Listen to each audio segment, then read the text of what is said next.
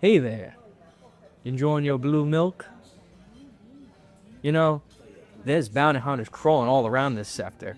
I'm just saying it's a funny place to hide out is all. Yet, I know that you got a bounty on your head, friend, and I'm here to collect. I had a friend called the Mandalorian, and he used to say to his bounties, I can bring you in warm, or I can bring you in cold. It's up to you. I was hoping you would make it easy for me personally.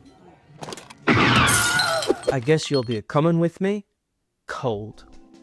A new Star Wars film has finally released. That's right, Mandalorian and Grogu has blasted its way into theaters. The film follows Pedro Pascal and his body double as the Mandalorian, a bounty hunter now working as a contractor for the New Republic, alongside his adopted son and companion Grogu, as they travel across strange alien worlds and get pulled into another adventure. I don't love every Star Wars movie, obviously, there are definitely some bad ones, but even the weaker films have this weird sort of charm to them because of all the bizarre characters, memes, and random lore. Characters like Rats Tyrell have like entire backstories. Rats Tyrell was an Alina pod racing pilot who flew a massive pod racer during the Boonta Eve Classic pod race, which took place during the invasion of Naboo. Tyrell had a drive to beat the reigning champion, the Dug Sebulba. During the race, Tyrell flew into the Laguna Caves, where his accelerator jammed. Unable to control his pod racer, the Alina could only throw his arms into the air and scream, as he fatally collided with a stalactite. His family was reportedly seen mourning after the race's conclusion. Ratz's child, Deland, dedicated himself to exposing the dangerous aspects of pod racing and eventually founded the Rats Tyrell Foundation in his father's honor. Yeah. As for the Mandalorian show itself, I really enjoyed it. I've watched every season, and I even rewatched the series before seeing the movie. That was kind of unnecessary because the movie kind of doesn't really connect to the show, outside of a few references. The main thing is that Mando now works for the New Republic, and there are a couple of callbacks, like the return of the Razor Crest. Spoiler, I guess. But I just wanted to mention that because the Razor Crest is just so fucking cool. I have to go on a tangent about the Razor Crest, but like, you could fast forward here if you don't want to hear me talk about how cool the Razor Crest is. But yeah, the Razor Crest, of all the Star Wars ships, and there's so many Star Wars ships that are really fantastic and awesome, the Razor Crest is definitely one of the coolest.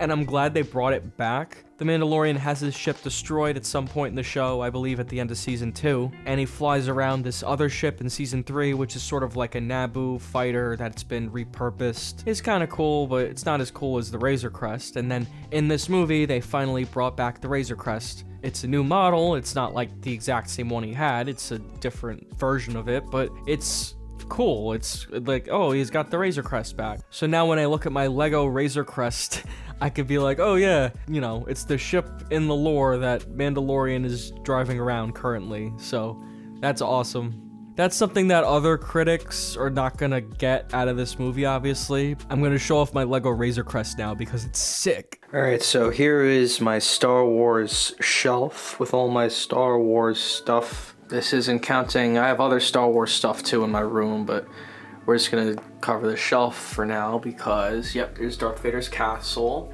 But what we're talking about here is this baby, the Razor Crest. Look at that. Look at that shit. And yeah, there's Jaws right there, but right now, look at that baby. That is nice. And there's Pedro Pascal right there. That's him without his mask on. Yeah, and then there's some other characters from show. I'm gonna take it off the shelf. It's quite big. It's gonna take me a second to get that off my shelf. I'll probably have to take it off in pieces. So this is a good angle of it here. You can see just how big these like jet pieces on it are. Fucking giant. Took me like weeks just to build like these two giant jets on here. This like landing gear. It's so like detailed. It's one of the most detailed Lego sets I've ever gotten. And I've gotten quite a few. I think this is like an escape pod or something like that. Yeah, like this. See here, it comes off and shoots. Took off the top so you can see the inside of it. You can see it is all the detail. There's Grogu right there. He's nice and safe. I keep him inside the ship so no one will ever get him. He'll be nice and safe in there, right? No one even knows he's in there. And you can see the cockpit more clearly. Look at that, pretty cool.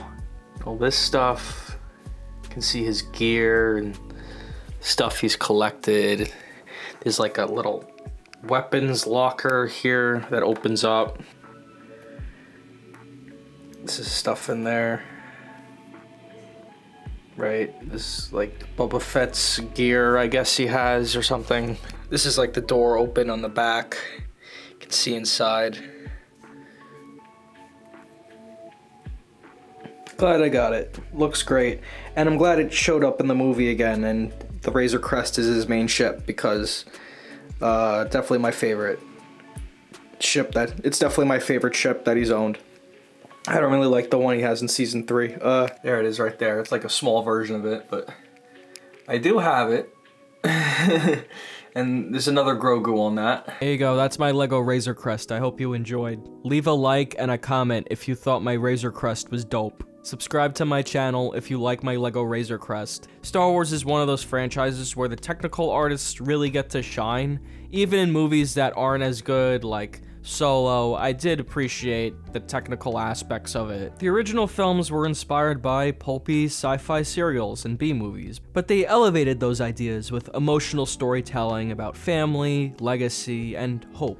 This series has always balanced goofy space adventure with genuine heart. Some entries do that better than others, of course, but that mix is what makes Star Wars feel like Star Wars. At the heart of The Mandalorian and Grogu is the relationship between Mandalorian and Grogu, and I thought these parts of the movie really worked. I liked the dynamic between the two characters. What I like about the show The Mandalorian, and this movie as well, within the context of Star Wars, is how it explores parts of the universe the movies don't necessarily get into, like the bounty hunters, the smugglers, mercenaries. And while I would say the Mandalorian show and movie aren't as intelligent or as well written as a show like Andor, it also doesn't need to be.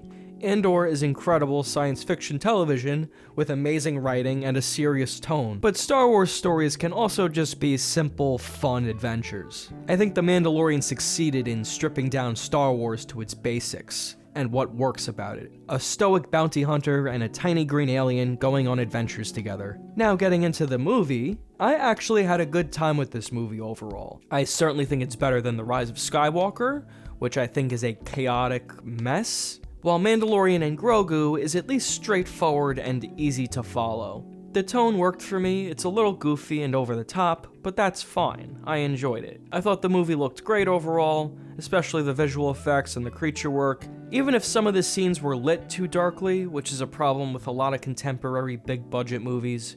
A few of the action scenes near the end were kind of hard to see, although I get the Hutt Palace is supposed to be sort of darkly lit. It didn't get completely bogged down in references like some of the other recent Star Wars movies, and it didn't have some overly convoluted plot that became impossible to follow. The story stays relatively simple and focused, which honestly worked in its favor. Unlike something like Rogue One, especially in its opening act, where I remembered it rapidly jumping between all these different planets, for all its flaws, it was at least able to tell a straightforward adventure story without becoming fucking exhausting. That being said, for such a straightforward movie, it didn't need to be over 2 hours. It definitely felt a little long, and it could have had some stuff trimmed out of it. Like I said, the dynamic between Mando and Grogu is great. It's one of the best, if not the best part of the movie. Grogu is adorable, and the fact that he's like this little puppet surrounded by all these like $100 million CGI effects and sets. It's funny, but it also makes him feel real. I love the way he waddles around with his tiny feet. The movie brings back Rhoda the Hutt from, I think, the Clone Wars movie, now fully grown and voiced by Jeremy Allen White. He's trying to escape the legacy of his family. It's not a particularly memorable storyline, but it works well enough for this kind of movie. The audience at my screening were actually engaged, People were clapping and laughing, reacting to Grogu.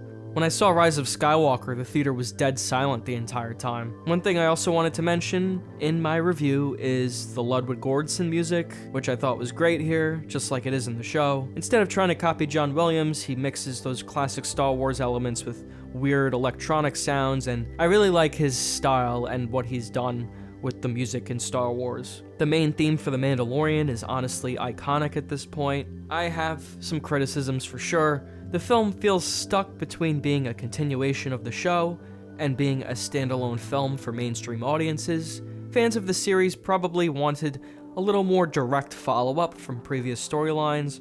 Although the show does wrap it up somewhat, you could have always continued it. Moff Gideon did have clones, so maybe he had clones hidden somewhere, and I don't know, they could have done something like that, but it doesn't really continue anything. None of the characters from the show appear other than, you know, Mandalorian and Grogu. Sigourney Weaver's not in the show at all, so that's a new character. There are some New Republic characters in the show, but I don't think they showed up. To me, it kind of felt isolated from the larger story. Maybe it's because I just watched Mr. Robot, where everything was brilliantly written and connected so well.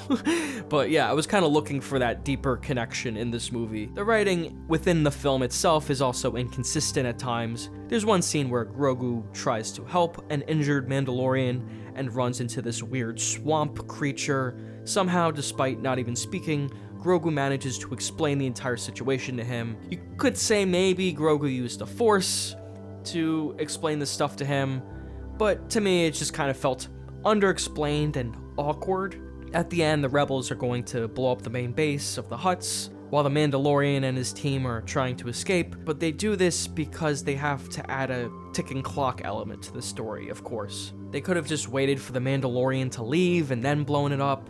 Overall, I think The Mandalorian and Grogu is one of the better Star Wars movies we've gotten recently, in my opinion. That might not sound like high praise to some people, but I genuinely enjoyed this movie despite its flaws. It's definitely not on the level of the original trilogy, and honestly, I still prefer the TV series overall, but it was still satisfying to see these characters on the big screen. I see the flaws, but I was able to look past them and have fun with the film because of the strong characterization of Mando and Grogu. Overall, I'd give this film a 6 out of 10, but with a little heart on Letterboxd, you can add a little heart to your rating. I give this movie a heart because I did think it's flawed, but I really enjoyed it. And I'll probably watch it again at some point, maybe when it's on Disney+.